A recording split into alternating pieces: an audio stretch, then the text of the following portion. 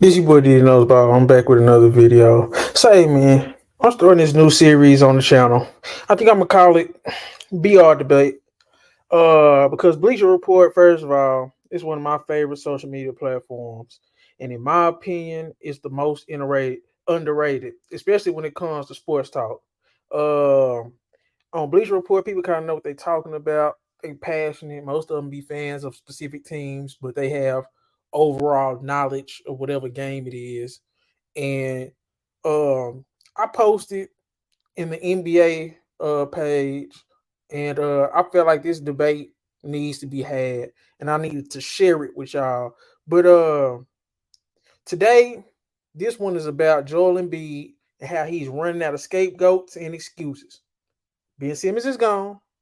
Doc Rivers is gone, and he only got two left: James Harden and Tobias Harris. And I'm explaining why he shouldn't be allowed to use them no more. See, I was on Bleach Report, and I posted this. Joel Embiid has never been out the second round. That's still crazy. The only top 8 player with that on his resume. And all shit. The Embiid apologists came out the woodworks. Shout out Trunks for inspiring this video. But I just wanted to explain my point of view more clearly. And shout out Debo for highlighting the fact that Embiid's the only MVP to never get out the second round. But that it is what it is. Let's get into the debate. So I posted what I posted, and the first comment it came from Debo. He was talking about isn't he also the only MVP to not make it past the second round? And I did a little research because I'm like, damn, that's crazy. I never even really thought about it. But these are the last MVPs over the last 20 years. Joel Embiid, Nikola Jokic, Giannis, James Harden, Russell Westbrook, Stephen Curry, Kevin Durant, LeBron James, Derrick Rose, Kobe Bryant, Dirk Nowitzki, Steve Nash, Kevin Garnett. Those are the last. Those are the MVPs of the last 20 years, bro. Joel Embiid, outside of Derrick Rose, is the worst MVP in the past 20 years. No debate. And we all knew what happened with Derrick Rose.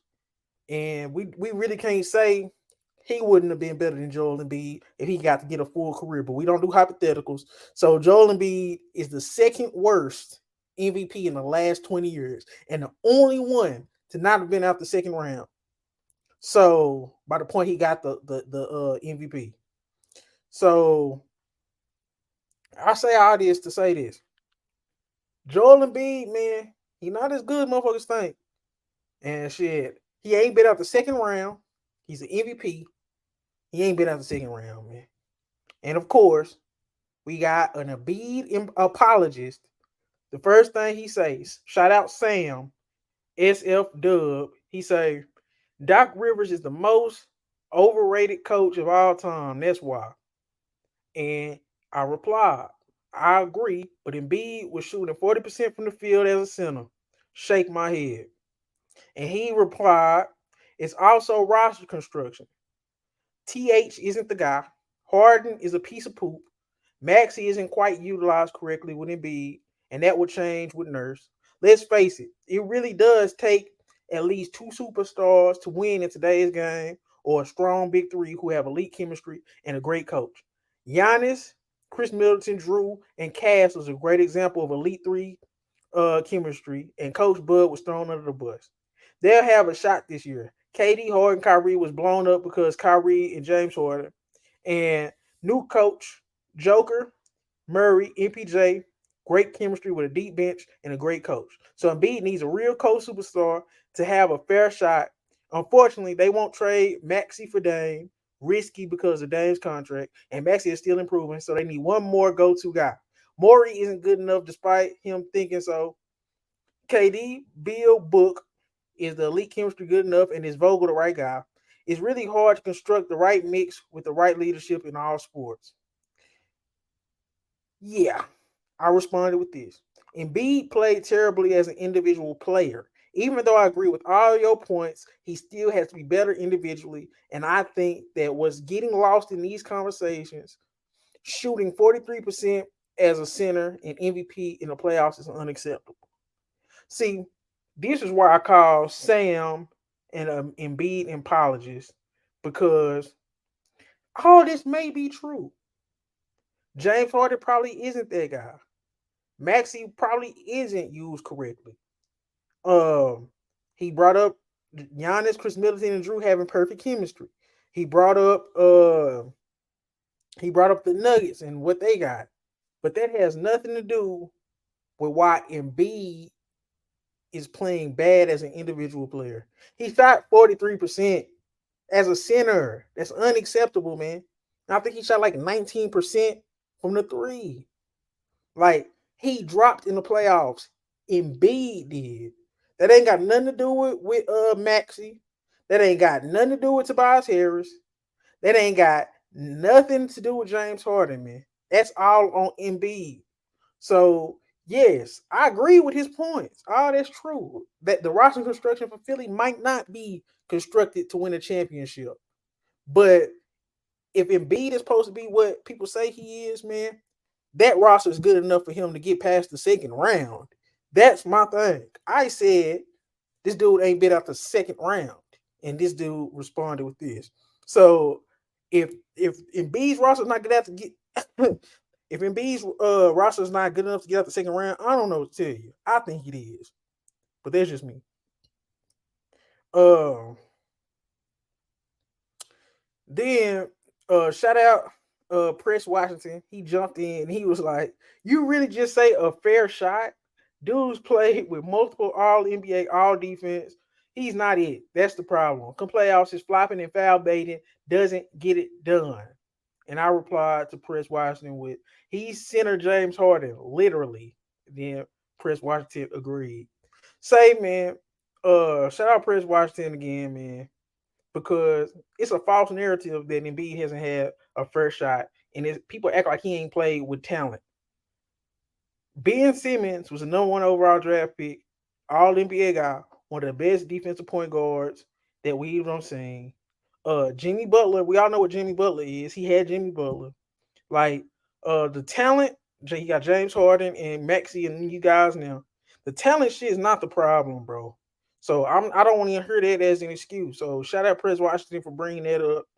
So yeah, another guy, Moses Moody 4. He says he would have though, but Kawhi got lucky. I responded to Moses Moody. I said it looked lucky, but Kawhi is a clutch player and an all-time great when he actually plays. Uh, and then shout out to Daniel JC Dave 45. He responded to Moody. He said it's not luck. It's based entirely off how he shot it. Say, man, we all know Kawhi Leonard is a hell of a basketball player. NBA 75 for a reason, one of the greatest small forwards to ever play. Dude is clutch. He's one of the greatest two-way players we done seen, one of the clutchest players we done seen. He just don't stay healthy. And for him to say, for Moses Moody to say Kawhi got lucky, that's not true, man. A great player made a great shot. It just bounced around, so it could come off as being lucky. But everybody know that shit ain't luck, man. A great player just made a great shot at the perfect time, man.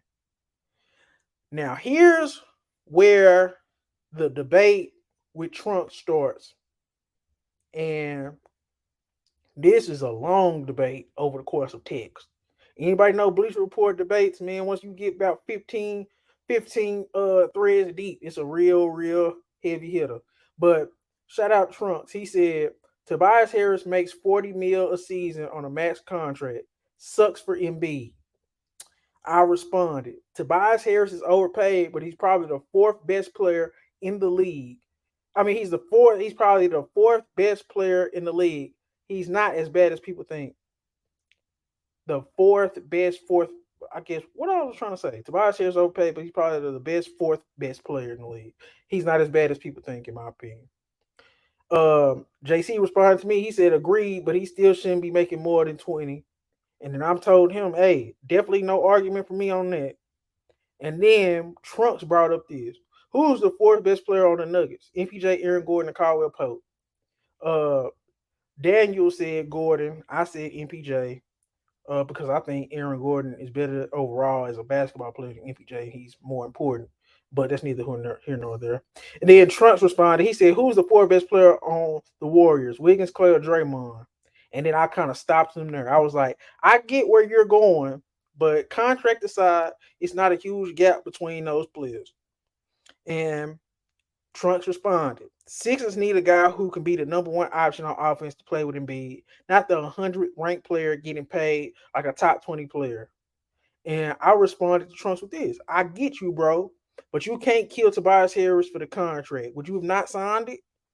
And Trunks responded to me with this: "Can't make an excuse for not living up to your contract either. It's funny because when PG 13 was bad in the bubble, he averaged 20.8 points per game, 6 rebounds, 7 assists. He got criticized heavily. Those numbers right there, Tobias Harris doesn't even sniff in the playoffs. And no one says anything about it. It's always about Embiid. Crazy. Did you know Tobias Harris was the highest paid player on the Sixers last season?" And then he also added this: "The reason I brought up the Nuggets and Warriors is because those are two teams that won championships. Jokic and Steph get the help that's needed, and Embiid doesn't. You said Tobias Harris is the best fourth best player on a team in the league. Any team Tobias Harris was on, higher up in the rankings on that team, the team was in the lottery with the 2017 Pistons as the exception. They were the eighth seed, and they did win one playoff game. They were swept." I responded to that. Tobias Harris was the fourth option and averaged 15 points per game and 7 rebounds on 52, 37, 87 splits in the playoffs. That's damn solid for his role compared to Embiid, who was at 24 points per game and 10 rebounds on 43, 18, 90 splits in the playoffs. Who did their job better? And then I also responded to his other part. I said, "I still think you can only blame your fourth option only so much, especially when your one and two are career playoff droppers." So let me stop right there. He's trying to blame Tobias Harris and the amount of money he gets paid as the reason why Joel Embiid ain't got out the second round. I think that's bullshit. Him bringing up Paul George, I think that's bullshit because Paul George is never been anything under the second option. Tobias Harris is a fourth option. He's shooting over 40%, 50% from three. He's shooting 37% from three. He's shooting 52% from the field, 37% from three. He's being efficient. He's a fourth option, bro. Uh, I haven't seen any fourth option getting blamed about the lack of playoff success as much as Tobias Harris in the history of my life, man. Nobody blames a fourth option more than they blame Tobias Harris. Like, to use Tobias Harris, a fourth option, as to why Embiid ain't got out the second round, that shit is crazy and it don't sit right with me. And Trunks, he responded with this: "But you're not a team built to win a championship when your fourth option is the highest paid player on the team. That's not how championship teams are built."